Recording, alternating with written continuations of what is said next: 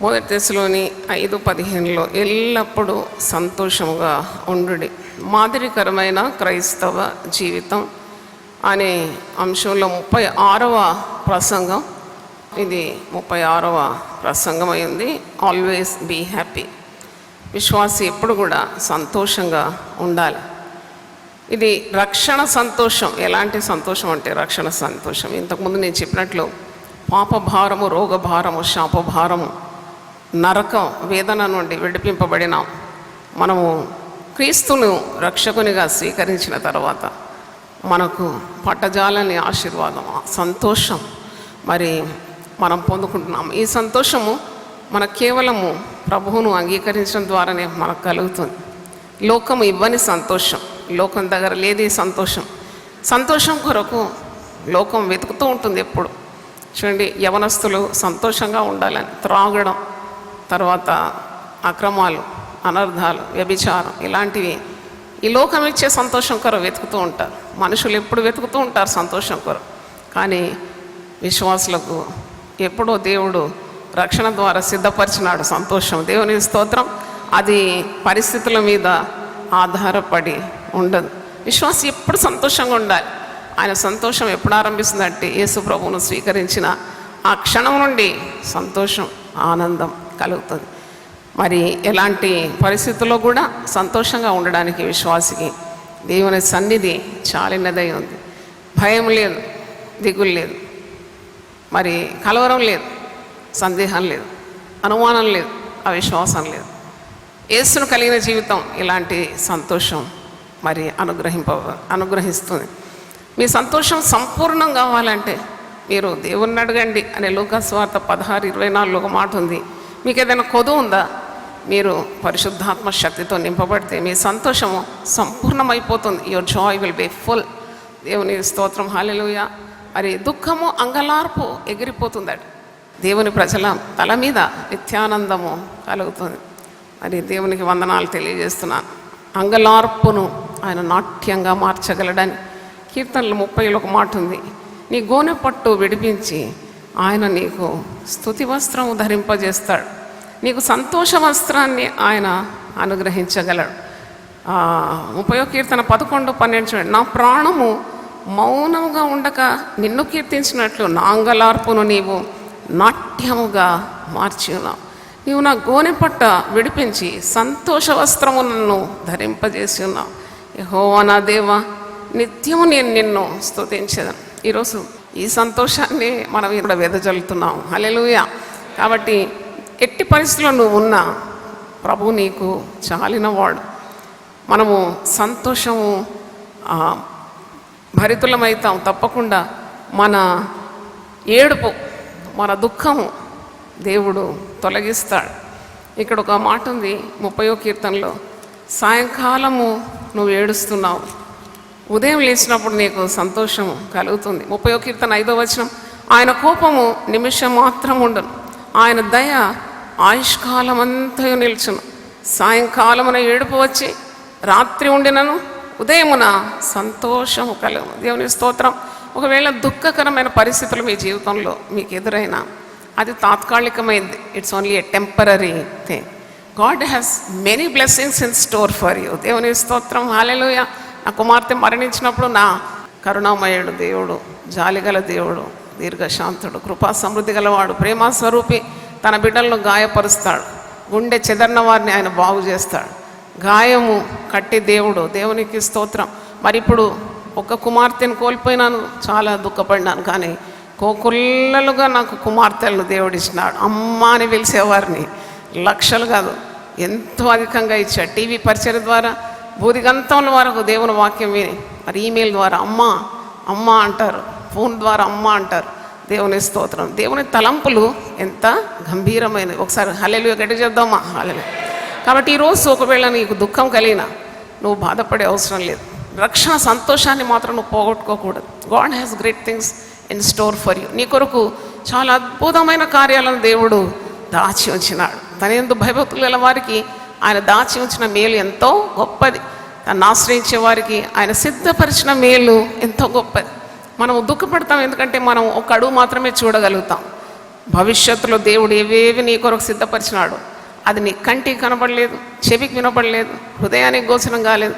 కాబట్టి దేవుని యందు నిరీక్షణ ఉంచాలి, దేవుని యందు ఆనందించాలి. శ్రమ కలిగినప్పుడు కూడా విశ్వాసం సంతోషించాలని పౌలు భక్తుడు అంటున్నాడు.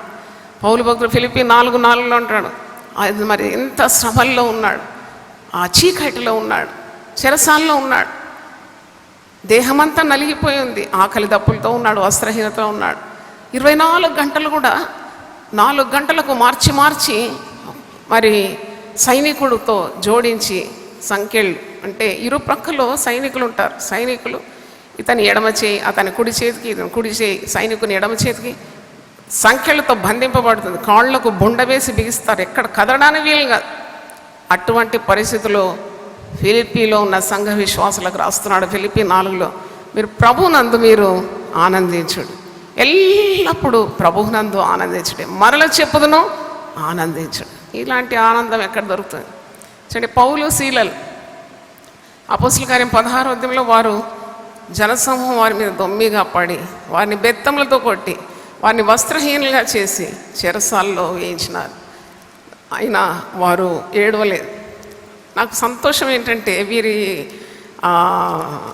గురించి ఆలోచిస్తున్నప్పుడు వీరు ఎవరిని శపించడం లేదు, ఎవరిని కోపగించడం లేదు, ఎవరిని తూలనాడడం లేదు. పైగా అపోస్తల కార్యం 16:25లో అయితే మధ్యరాత్రి వేళ పౌలు శీలయు దేవునికి ప్రార్థించుచు కీర్తనలు పాడుచు. పాట వస్తుంది. అప్పుడు బంధకాల్లో ఉంటే పాటలు ఎలా పాడతారు? దేవుని బిడ్డలు పాడగలరు. దేవుని స్తోత్రం, హల్లెలూయా. ఎన్ని కష్టాలు వచ్చినా, నష్టాలు వచ్చినా, బాధలు వచ్చినా, మనసు విరిగినా, నలిగిపోయిన స్థితిలో కూడా దేవుని బిడ్డల సంతోషాన్ని అపహరించడానికి ఏ మానవునికి సాధ్యమో కాదు. నమ్మితే ఒకసారి చప్పట్లు కొట్టి దేవుని స్తుతించండి. No one can steal the joy of your salvation. దేవుడు నీకు అనుగ్రహించిన రక్షణ సంతోషాన్ని నీ హృదయం నుండి దోచుకోవడానికి ఏ శక్తికి వీలు కాదు. పరిస్థితుల ప్రభావం మీద ఆధారపడలేదు క్రైస్తవుని సంతోషం. కాబట్టి ఇక్కడ భక్తులు ప్రార్థన చేస్తున్నారు, కీర్తనలు పాడుతున్నారు, ఆత్మలో సంతోషిస్తున్నారు. మమ్మల్ని చెరసాల్లో వేసిన వారు చావును గాక, వారు శపింపబడదురు గాక, మమ్మల్ని కొట్టిన వారు మరి పాడవుదురు గాక అని నోటితో అనడం లేదు. మమ్మల్ని ఈ చెరసాల నుండి విడిపించు ప్రభువా, ఈ బంధకాలు ఎన్నాళ్ళు మేము సహించాలి అని కూడా అనడం లేదు.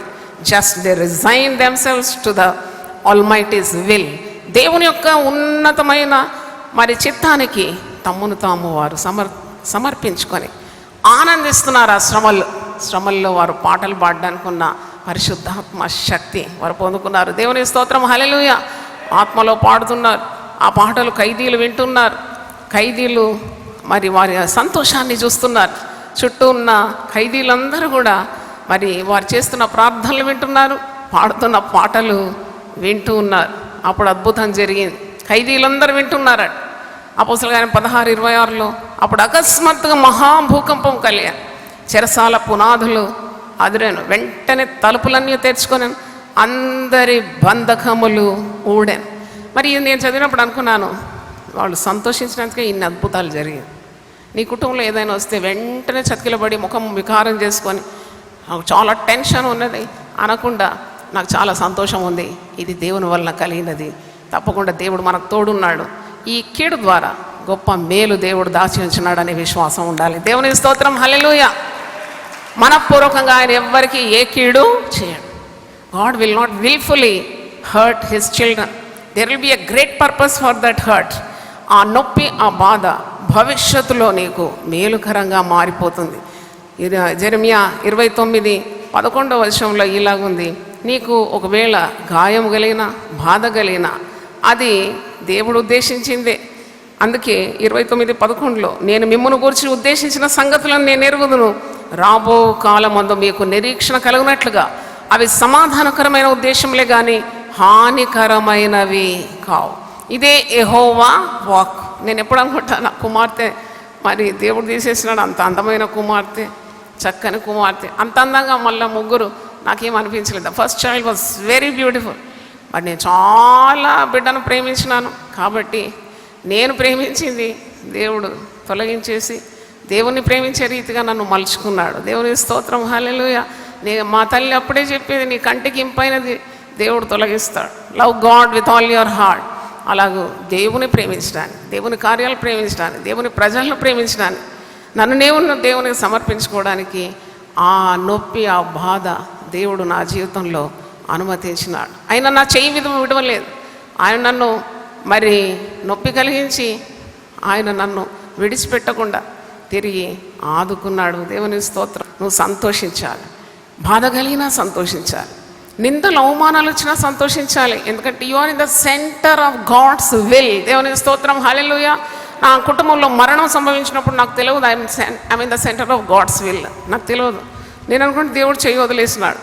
అప్పుడే చెప్పినారు అందరూ, దేవుని నమ్ముకో, దేవుని దగ్గర ఉండమంటే వినలేదు కదా, అందుకే కాబోలు దేవుడు నన్ను శిక్షించినాడని. కానీ దేవుడు ఒక గొప్ప ఉద్దేశం కలిగి ఉన్నాడని నాకు తెలియదు. చూడండి ఎంత గొప్ప దేవుడు, ప్రేమగల దేవుడు. నన్ను గాయపరిచి అనేకుల గాయాలను కట్టడానికి ఈరోజు ఒక సాధనంగా వాడుతున్నాడు. మహిమ దేవునికి కలుగును గాక. దేవుని స్తోత్రం. హల్లెలూయా.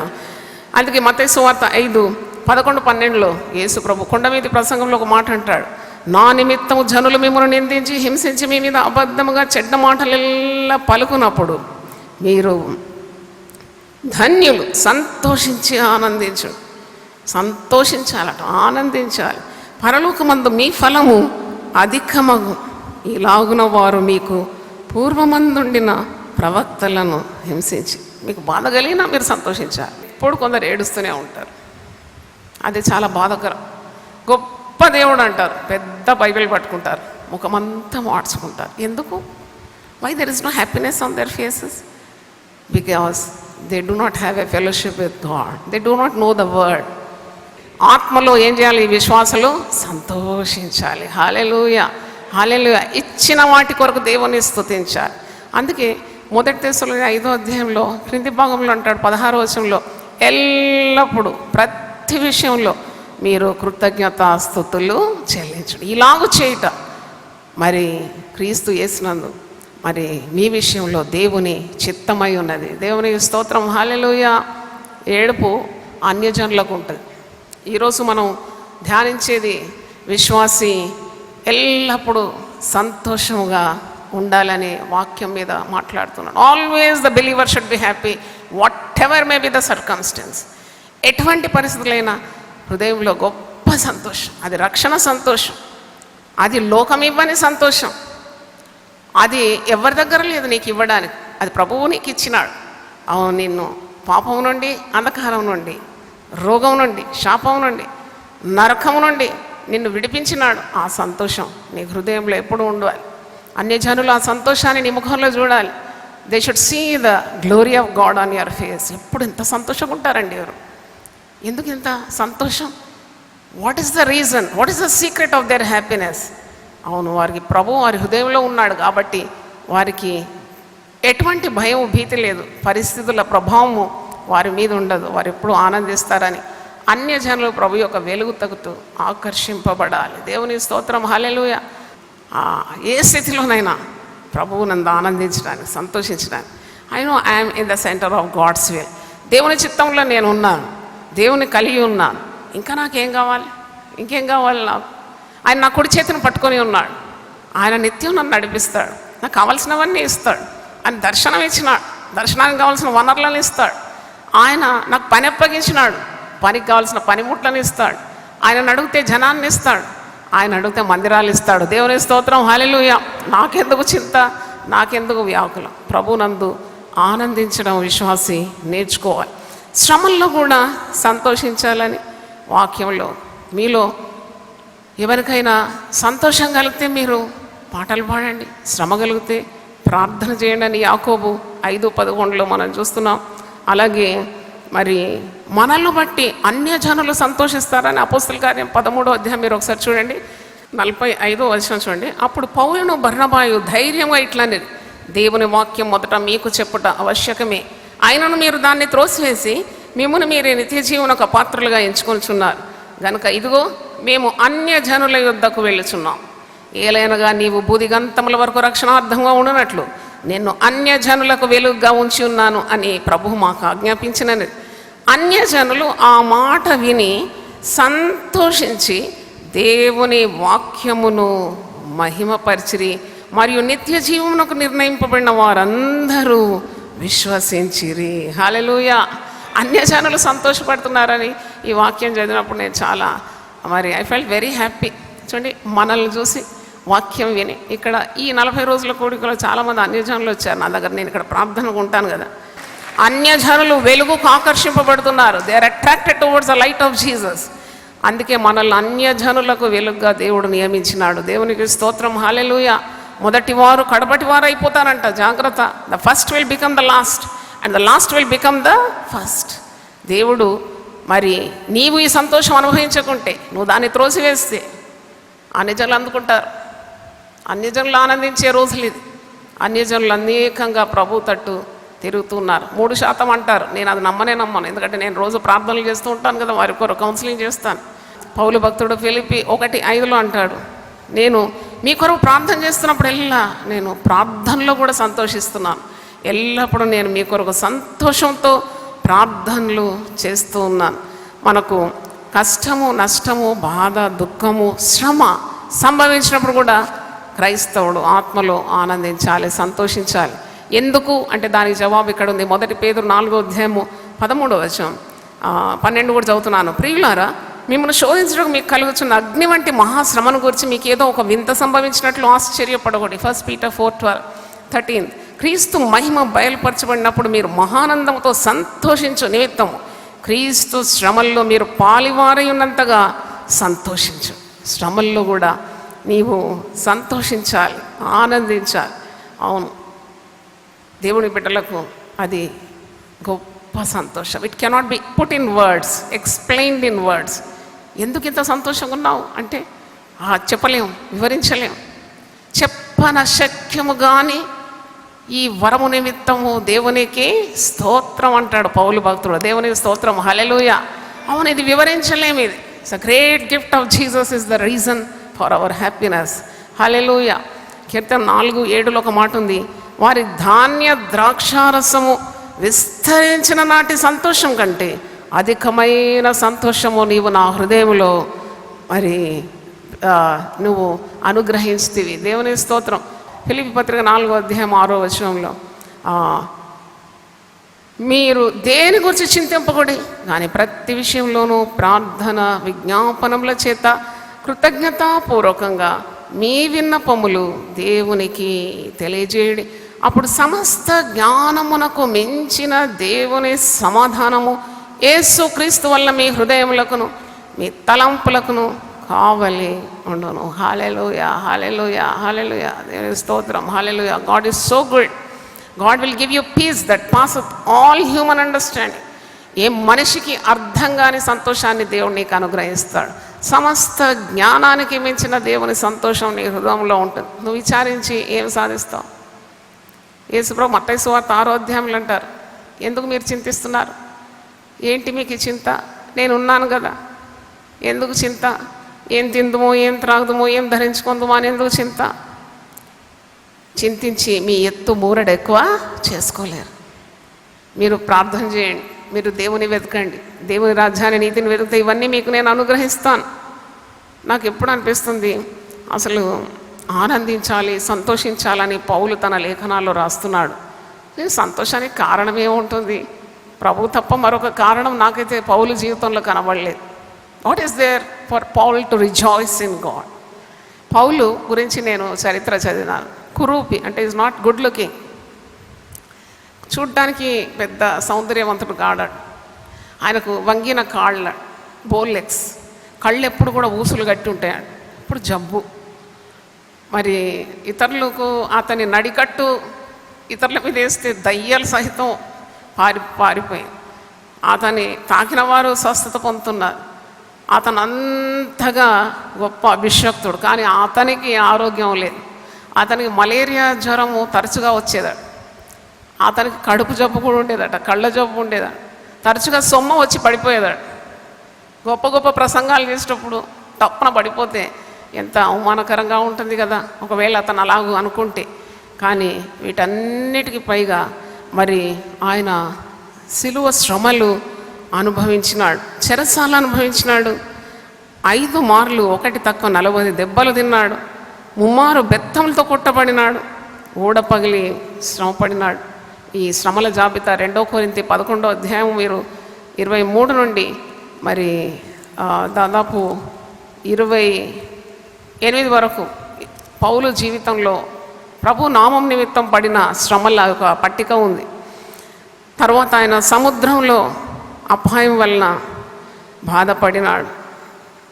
అనేక పర్యాయములు ప్రయాణంలోను, నదుల వల్లైన ఆపదల్లోను, దొంగల వల్లైన ఆపదల్లోను, నా స్వజనుల వల్లైన ఆపదల్లోను, అన్యజనుల వల్లైన ఆపదల్లోను, పట్టణంలో ఆపదల్లోను, అరణ్యంలో ఆపదల్లోను, సముద్రంలో ఆపదల్లోను, కపట సహోదరుల వలన ఆపదల్లో. ప్రభు నామ నిమిత్తం నిలబడితే అందరూ ఏమి సై అన్నారు. చుట్టూ ఉంటారు విరోధులు, ప్రక్కనే ఉంటారు కొందరు బల్యంతో పొడవడానికి. అయినా చూడండి, అతని సంతోషము ఎవరు కూడా అపహరించలేదు. ఆయన అంటున్నాడు, నేను ప్రయాసంతోనూ కష్టములతోనూ, తరచుగా జాగరణములతోనూ, ఆకలి దప్పులతో, తరచుగా ఉపవాసములతో, చలితోను, దిగంబరత్వంతోనూ ఉంటాను. ఇంకా నువ్వు చెప్పవలసినవి అనేకము. ఇవన్నీ కాక సంఘములన్నింటిని గురించి చింతయు నాకు కలదు. ఈ భారము దినదినము నాకు అధికమవుతుందని అంటున్నాడు. 2 కొరింథీ 12వ అధ్యాయంలో 10వ వచనంలో చూసినప్పుడు పౌలు వీటన్నిటిలో కూడా సంతోషిస్తున్నాడు. No one could steal his joy in the Lord. చూడండి, ఇన్ని బాధల్లో సంతోషం ఉంటుందా? పిల్లోడు ఫెయిల్ అయితేనే ముఖం అంతా మార్చుకుంటారు. పెళ్ళి క్యాన్సిల్ అయితే అంతకంటే గుండెపోటు వచ్చే రీతిగా బాధపడుతూ ఉంటారు. ఏదో ఇల్లు కొంటారు, మరి అది రిజిస్ట్రేషన్ కాకుంటే కూడా బాధనే. ఎవరో ఏదో మాట అంటే భయం. ఎవరో చులకనగా చూస్తే ఆ రోజు అన్నపానాలు ఏం పుచ్చుకోకుండా ముఖం మార్చుకుంటారు. ఇది క్రైస్తవత్వమేనా? భక్తిహీనులే ముఖం మార్చుకుంటారంట. ముఖం మార్చుకొని ఉండొద్దు ఎప్పుడు. నీలో ప్రభు ఉన్నాడు, ఆయన సర్వశక్తిమంతుడు. సర్వశక్తిమంతుడు నాకు గొప్ప కార్యములను చేశాను. హల్లెలూయా. He will do wonderful things. Just rejoice in God. 2 కొరింథీ 12వ అధ్యాయము 10వ వచనం, నేను ఎప్పుడు బలహీనుడను అప్పుడే నేను బలవంతం. దేవుని స్తోత్రం. క్రీస్తు నిమిత్తం నాకు కలిగిన బలహీనతల్లోనూ, నిందల్లోనూ, ఇబ్బందుల్లోనూ, హింసల్లోనూ, ఉపద్రవంలోనూ నేను సంతోషించుచున్నాను. హల్లెలూయా. సంతోషగల మనసు కావాలి. సంతోషము సగం బలం అంట. అన్నీ ఉన్న సంతోషం లేకుంటే నీ వల్ల ఏ ప్రయోజనం లేదు. సంతోషం అనేది అంటుకుంటుందండి. It's contagious. When you're happy, all the people in your house will be happy. Even the servant maid will be happy. The milkman will be happy. The newspaper boy will be happy. నీలో ఉన్న సంతోషం ఇతరులకు ప్రవహిస్తుంది. ఒక్కోసారి నువ్వు ముఖం మార్చుకొని ఏదో పోగొట్టుకున్నట్టుంటే అది కూడా అంటుకుంటుంది. కాబట్టి నువ్వు సంతోషంగా, ఈ సంతోషం ప్రభు ఇచ్చిన సంతోషం. ఈ సంతోషం లోకంలో లేదని చెప్పాను కదా, ఇది ప్రభు వల్లనే కలిగిన సంతోషం. ఒక పాపి మారుమనసు పొందినప్పుడు పరలోకంలో ఎలా సంతోషం అంట, చాలా గొప్ప సంతోషం. దేవుని స్తోత్రం. చివరిగా ఒక మాట చెప్పి నేను ముగిస్తాను. సామెతలు 17:22 వచనంలో ఒక మాట ఉంది. Proverbs 17:22. సంతోషం గల మనస్సు ఆరోగ్య కారణం, నలిగిన మనస్సు ఎముకలను ఎండిపోజేయం. ఏదో తింటే సంతోషం వస్తుందని అనుకుంటున్నారా? ఎంత తింటే అంత ఆయాసం, ఎంత ఎక్కువగా తింటే అన్ని రోగాలు. అందుకే డాక్టర్ దగ్గర పోగానే కట్ యువర్ ఫుడ్, ఇంత తింటే చాలు, అంత తింటే చాలు, నియంత్రణలు పెడతాడు. ఎందుకంటే తినే ఉన్న ఆ సంతోషం కలిగేది. ఎందుకంటే బాధలు, నొప్పులు, మోకాళ్ళు, బరువు. అయ్యో ఎందుకు? ఈ సంతోషం లోకం దగ్గర లేదని నేను చెప్పాను కదా. సంతోషం కేవలం ప్రభు ద్వారా నీకు కలుగుతుంది. అదే రక్షణ ద్వారా కలుగుతుంది. ఆ సంతోషంతో నీవు సర్వ శరీరానికి నీకు ఆరోగ్యం లభిస్తుంది. సంతోషం గల మనస్సు నీకుంటే నీకు ఆరోగ్య కారణమని. ఒకవేళ ఎప్పుడు నలిగిన హృదయం, వ్యసనం, బాధ, దుఃఖం, అంగలార్పు, భయము, చింత, ఇవన్నీ నీ ఎముకలకు కూడా క్షీణత కలుగజేస్తుంది. నీ సర్వ శరీరము అనారోగ్యంతో బాధపడుతుంది. అందుకే మీరు యెహోవా యందు సంతోషించడం ద్వారా మీకు ఏం కలుగుతుంది? బలం కలుగుతుందట. దేవుని స్తోత్రం. హల్లెలూయా. నెహెమ్యా 8:10 ఉంది. The joy of the Lord is my strength. 37వ కీర్తన 4వ వచనంలో యెహోవాను బట్టి సంతోషించండి, ఆయన మీ హృదయ వాంఛలను తీర్చును. హల్లెలూయా. All your desires will be accomplished when you take joy in the Lord. అందరూ ఒకసారి లేచులు పెడితే ప్రార్థన చేస్తాను. దేవుని స్తోత్రం. హల్లెలూయా. హల్లెలూయా. ఎంతమందికి కావాలి ఈ సంతోషం? చేతులు ఎత్తండి. Yes, I want the joy of the Lord. యేసు ప్రభులో ఉన్న ఆనందం నాకు కావాలి, సంతోషం కావాలి. ఈ లోకం ఇవ్వని సంతోషం లోకం దగ్గర లేదు నాకు ఇవ్వడానికి. ప్రభు దగ్గరనే ఈ సంతోషం. ఆయన సన్నిధిలో సంపూర్ణమైన సంతోషం. ఆయన కుడి చేతిలో నిత్యమైన సుఖములున్నాయి. దేవుని స్తోత్రం. హల్లెలూయా. చేతులైతే మనం ప్రార్థన చేద్దాం. ప్రభువా, గొప్ప సంతోషం మాకు మీరు అనుగ్రహించినారు. అయినా రక్షణ సంతోషం మాకు అనుగ్రహించినారు. మా గోనె పట్ట విడిపించి మాకు సంతోష వస్త్రాన్ని ధరింపజేసినారు. నీతి వస్త్రం మాకు తొడిగించినారు. అంధకారంలో ఉన్న మా కొరకు నీవు గొప్ప వెలుగుగా ఈ లోకానికి వచ్చినావు తండ్రి. నీకు స్తోత్రం. మమ్మను పాపము నుండి, రోగం నుండి, శాపం నుండి, చీకటి నుండి మమ్మల్ని విడిపించి ఈ గొప్ప వెలుగులో నడిపిస్తున్నావు. ఈ సంతోషంతో మేము నీ సేవ చేయాలి. సంతోషంతో ఆయనను సేవించడని వాక్యంలో, సంతోషంతో మేము అన్యజనులకు వెలుగ్గా మేము ఉండాలి తండ్రి. మా భక్తిహీనతతో ముఖం మార్చుకొని చీకటి హృదయాలతో ఉండకుండా ఈ గొప్ప వెలుగును మా హృదయాల్లో నింపుకొని ఎట్టి పరిస్థితుల్లో కూడా ప్రభు కొరకు ప్రకాశించడానికి మా సహాయం దయచేయమని ప్రార్థిస్తున్నాను. అయినా పరిస్థితుల ప్రభావము మమ్మల్ని తాకకుండా, ఆత్మలో ఉన్న సంతోషాన్ని ఎవడు దొంగిలించకుండా నీలో ఎల్లప్పుడూ సంతోషించడానికి సహాయం దయచేయండి. మాదిరికరమైన క్రైస్తవ జీవితంలో 36వ ప్రసంగంలో ఎల్లప్పుడూ మీరు సంతోషంగా ఉండు అనే అంశం మీద 1 దశలోని 5:15 ద్వారా ఈరోజు మాతో మాట్లాడినందుకు వందనాలు చెల్లిస్తున్నాను. టీవీ ద్వారా విన్నవారిని కూడా మీరు పరిశుద్ధాత్మ యందలి ఆనందము, సంతోషం మీరు దయచేయండి. దేవుని రాజ్యము భోజనం కాదు, పానం కాదు, పరిశుద్ధాత్మ యందలి ఆనందం అని వాక్యంలో మేము చూస్తున్నాం. నిల్చున్న ప్రతి ఒక్కరి హస్తం ప్రతి ఒక్కరి పట్టుకోమని ప్రార్థిస్తున్నాం. ప్రతి ఒక్కరి తల మీద నీ హస్తం ఉంచమని ప్రార్థిస్తున్నాను. సకల ఆశీర్వాదాలతో నింపి వారి భయాలు, బలహీనత, తలంపులు, వారి అనుమానాలు, చీకటి చింతలు పారద్రోలుమని నిత్యము సంతోషం, నిత్యానందం వారి తలల మీద మీరు దయచేయమని యేసు నామములో అడుగుతున్నాను తండ్రి. ఆమేన్. హల్లెలూయా, హల్లెలూయా, హల్లెలూయా. దయచేసి కూర్చోండి.